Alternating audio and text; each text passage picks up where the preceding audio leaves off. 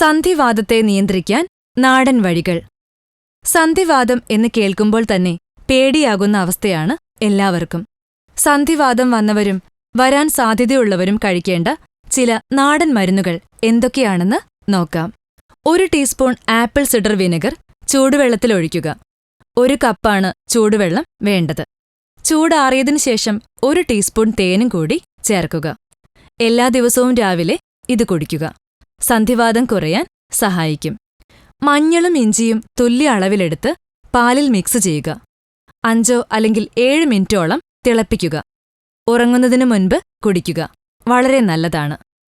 തുല്യ അളവിൽ കടുകെണ്ണ, മീനെണ്ണ, virgin olive oil എടുത്ത് മിക്സ് ചെയ്യുക. വേദന അനുഭവപ്പെടുന്ന ഭാഗത്ത് പുരട്ടുക, മസാജ് ചെയ്യുക.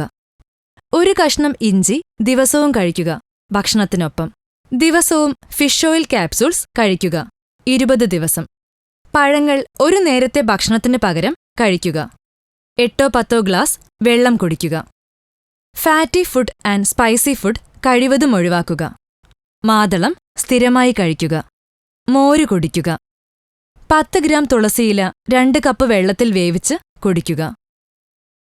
കൂടുതൽ ആരോഗ്യവാർത്തകൾക്കായി ഈ ചാനൽ സബ്സ്ക്രൈബ് ചെയ്യാൻ മറക്കില്ലല്ലോ. Health and glow.